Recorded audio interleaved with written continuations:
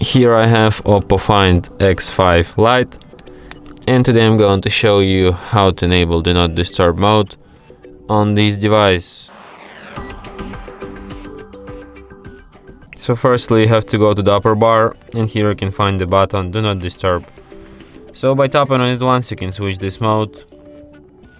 By holding your finger on it you can access some of its settings. For example, you can set up a schedule for this mode.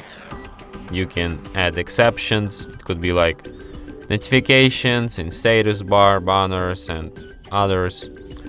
You can also add messages to exceptions from anyone, from contacts only, from shared contacts only.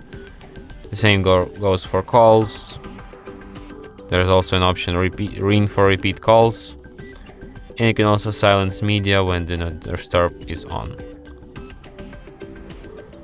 So yeah. And that's it. Thanks for watching.